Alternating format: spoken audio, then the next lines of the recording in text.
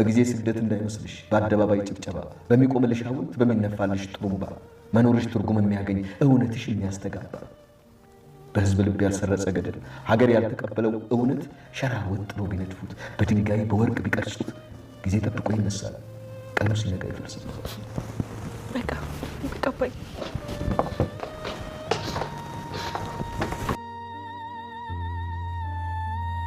በጧት እንዴ እናቴ በጧት ነው ያልሽኝ? በጧት መጣሁ። ሲጀመር ምንም እንቅልፍ አልያዘኝም ብታይ ከፈለኩኝ ደግሞ ይደውልልኝ ስልክ ይቻለው ዛሬ ቁርስ እንኳን እኮ ሳልሰራ ነው የመጣሽው። እኔ መሰራ ልሰርሽ እምቢ እንዳትኝ እናት እምቢ እንዳት ቆይ ግን የምር መውለድ ማትችይ አንቺ ነሽ? እኔ ግን እንደዛ አይመስለኝም። ተይ መዲ፣ በህክምና ያረጋገጥነው ነገር እኮ ተመርምሬያለሁ። ችግሩ ያለው እኔ ጋ ነው። በዛ ላይ ደግሞ ከደሬ ጋር ሆነን ነው ይሄን ነገር ያደረግነው። አትቆጭኝና ደረጀ ግን በሁለት ልጅ ብቻ አርፎ የሚቀመጥ ይመስልሻል? እሺ ምን እያልሽ ነው? እና ሌላ ይኸውልሽ ማርቲ፣ አንቺ የእሱ ፍቅር ድሮም አሁንም አይንሽ እንደጋረደው ነው። እኔ ግን ትላንትና ያረጋገጥኩት ትላንት የማውቀው ዛሬ የማውቀው ደረጀ በጣም ከባድ ሰው መሆኑን ብቻ ነው። ዋና ንብረታችሁን ቢያንስ በኤቢ ስም አድርጉ። ቆይ ማን እንዳይቀማን? አይምሮሽ ግን ደህና ነገር ማሰብ አይችልም አይደል? መዲ ያስባል ማርቲ። ደረጀም እንዳለኝ ታውቂያለሽ፣ እዚህ ቤት በቆየሽ ቁጥር ሞትሽን ታቀርቢዋለሽ ብሎኛል። እገልሻለሁ ነው ያለኝ። አይልሽም አላለሽም?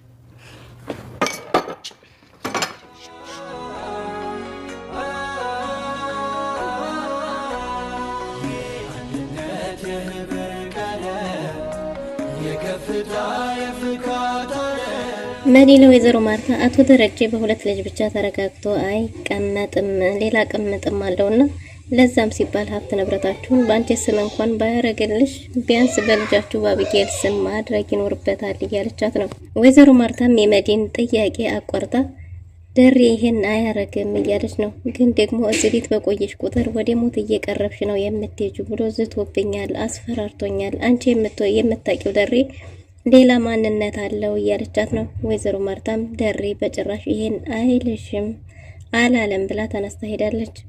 ሰላም ቤት ለመመለስ ቆርጣ ተነስታለች።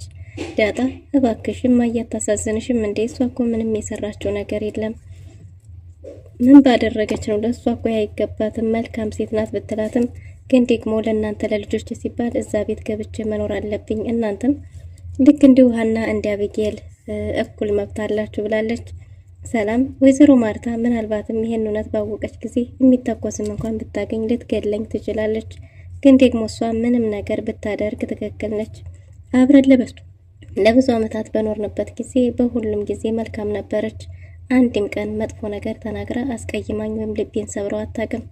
ግን ደግሞ እኔም ጋሼም ተሳስተናል ብላለች። ሰላም ጤና ይስጥልን ውድና የተወደዳችሁ እንደምን አላችሁ? በያላችሁበት የዓለም ዳርቻ ሰላማችሁ ብዝት ትርፍ ይበልን እያልን በአዲስ መጥተናል። በቅንነት ላይክ፣ ሼር፣ ሰብስክራይብ እያረጋችሁ ቤተሰብ አድርጉን። ዳጣ እናቷን በማግኘቷ እጅግ በጣም ደስተኛ ሆናለች። የአቶ ደረጀ ጭንቀት ግን ቀን ተቀን ጨምሯል። ከዚህ በፊት እንግዲህ አቶ ደረጀን አዋርዳለሁ፣ አጋልጣለሁ፣ ይሄ ጅልማ እህቴን ሲጫወትባት ማየት አልፈልግም እያለች ስትቀባጥር መዲ ድንገት አቶ ደረጀ እጅ ከፍንጅ ይዟታል። ሁሉንም ነገር ቆሞ አዳምጧት ነበር። እናም እንግዲህ አቶ ደረጀ ወደዚህ ቤት ይቅርታ ልንገርልሽ ተመልሰሻል ማለት ሁሉንም ነገር ረስተናል ማለት አይደለም። እኔ ለማርቲ ብዬ ነው።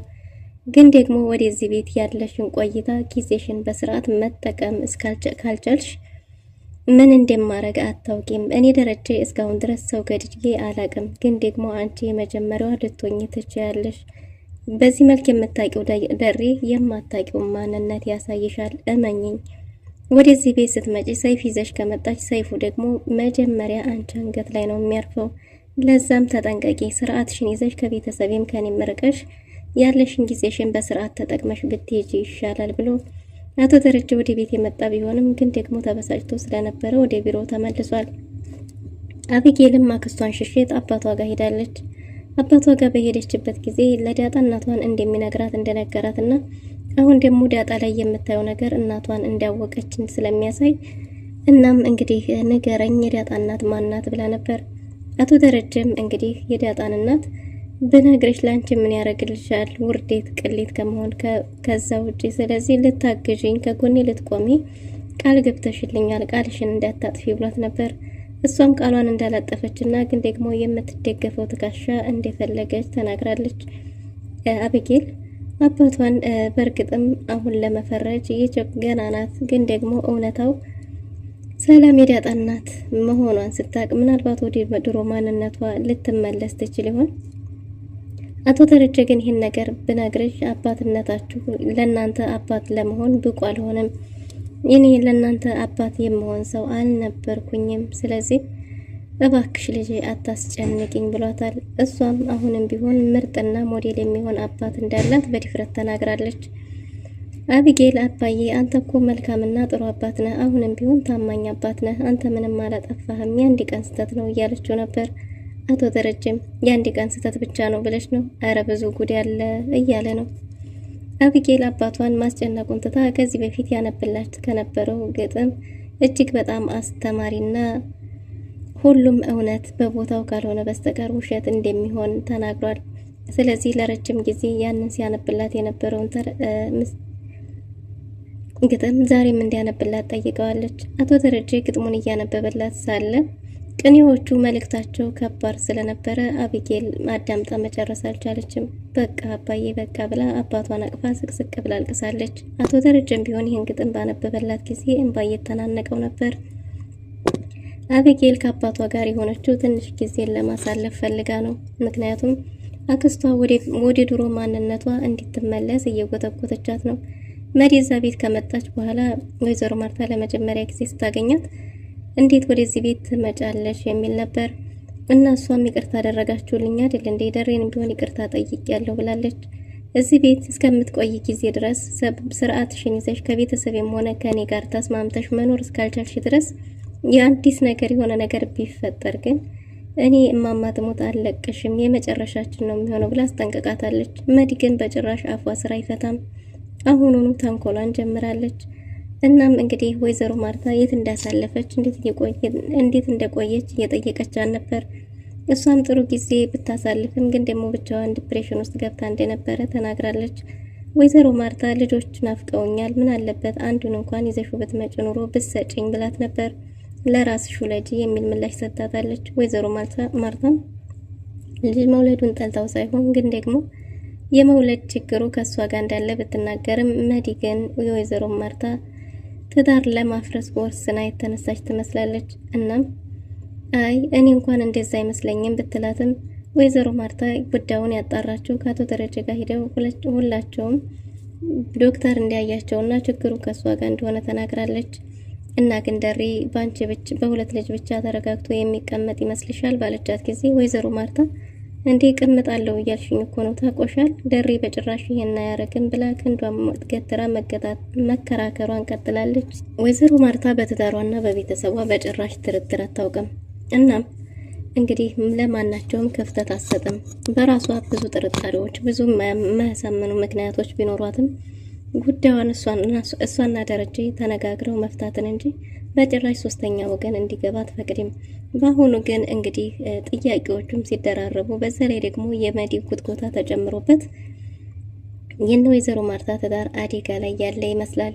ምክንያቱም መዲ አቶ ደረጀ ቢያስጠነቅቃትም ይባስ ብላ ነገሮችን መፈልፈሏን አላቆመችም። ገና ከመምጣቷ እንግዲነቷን እንኳን በስርዓቱ ሳጨርስ ወይዘሮ ማርታን በተለያዩ ነገሮች ማጥፋታት ጀምራለች። እናም እንግዲህ አቶ ደረጀ ሁለት ልጅ ብቻ ይዞ ጸጥ ብሎ እንደማይቀመጥና ሀብት ንብረቷን ወይዘሮ ማርታ ማሸሽ እንዳለባት ቢያንስ እንኳን በጋራ ልጃቸው በአቢጌል ስም ሀብታቸውን እንዲያደርጉ ቢያንስ ቤቱን እንኳን ብታድኝ ብታሸሽ ይሻልሻል እንጂማ ደሬ ጭራሽ በሁለት ልጅ ብቻ ሊቀመጥ አይችልም እያለቻት ነው። ወይዘሮ ማርታ በጭራሽ ይህንማ ሊወስድብኝ ነው ሀብት ንብረቴን በልጅ ስም የማረገው፣ ስለዚህ ደሬ ደግሞ እንዲህ አይነት ሰው አይደለም፣ እንደዚህም በጭራሽ አያደርግም ብላለች።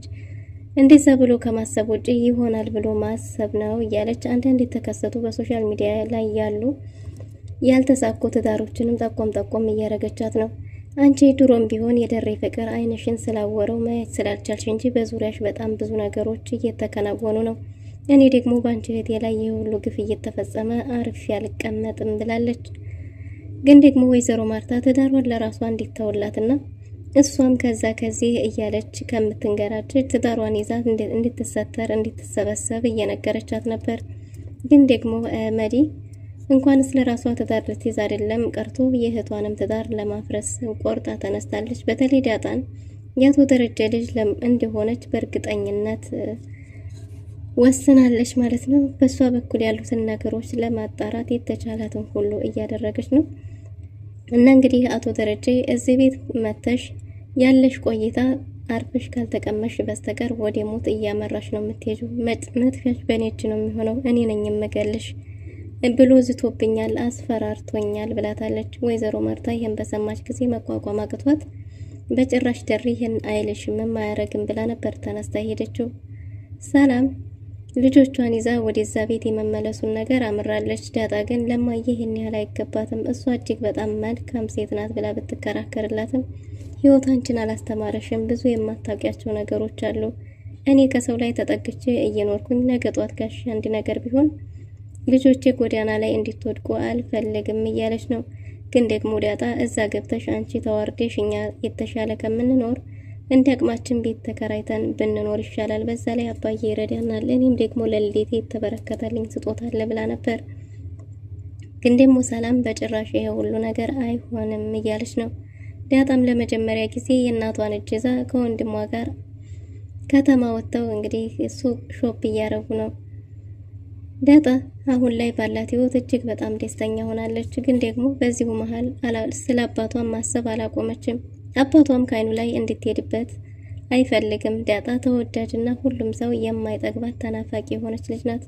በዚህ ባህሪዋ ወይዘሮ ማርታን እንኳን ልቧን ታቀልጠዋለች። ወይዘሮ ማርታ ብዙ ጥያቄዎች ኑረዋት ልጠይቃት ብትሰጠራት እንግዲህ በዛ ወጥቶ በዚህ ወርዶ ብላ የተለያየ ምክንያቶችን ፈጥራ አሳምናትና አታላ ስትሄድ ለሷ ለራሷ ግራ ይገባታል። ወይዘሮ ማርታ አራዳ ከሚባሉት ለዛውም ደግሞ የሸገር ልጅ ብትሆንም ግን ደግሞ ከዳጣ መብለጥ አልቻለችም። ይሄ ነገሯ ደግሞ እጅግ በጣም ይገርማታል።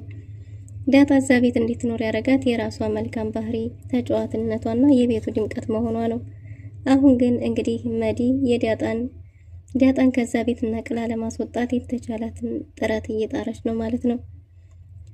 እናም እንግዲህ አቢጌል ስትመጣ ከውጭ ላይ ተገናኝተዋል።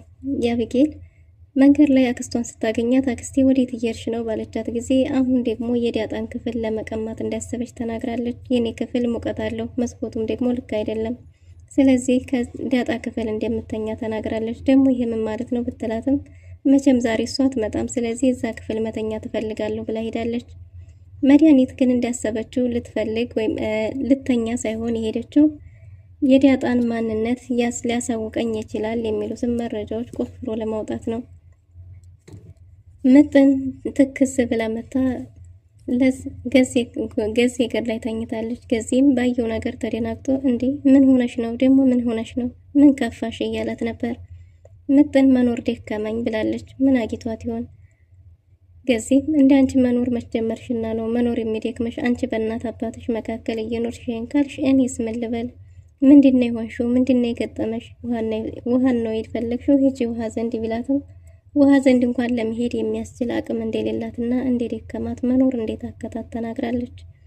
ምን ሆነሽ ነው በምን ምክንያት ነው ቢላትም የራሷ የሆነ ምክንያት እንዳላት ግን ደግሞ መኖር እንደደከማትና መሞት እንደምትፈልግ ተናግራለች። ገዜም በዚህ ሁኔታዋ እንድትዝናናና እንድትበረታ ካደረጋት በኋላ ምን ሆነሽ ነው በምን ምክንያት ነው ቢላትም እጅግ በጣም ብዙ ምክንያቶች እንዳሏት ተናግራለች።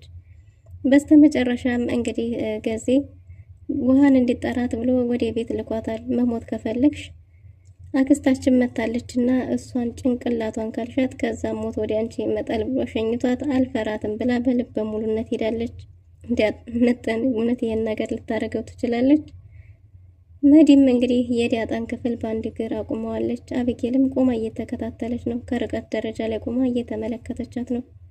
እሷም ክፍል ውስጥ ምንም ነገር ምንድነው የተቀበረ ነገር ያለው እያለች እየፈነቀለች ትገኛለች። ውሃም ደግሞ ዳጣም ደግሞ በጭራሽ ዛሬ እዚህ ማደር የለብሽም፣ እንደዛ የምታረጊ ከሆነ ይጠራጠሩሻል፣ ስለዚህ መሄድ ያለብሽ ብላ ሰላም ጎትጉት አባራታለች።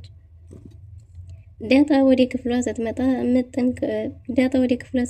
መድኃኒትም ክፍሏን እያመሳቀለች ነው። ዳጣ ምን ልትላት ትችላለች? ምንስ ይፈጠራል?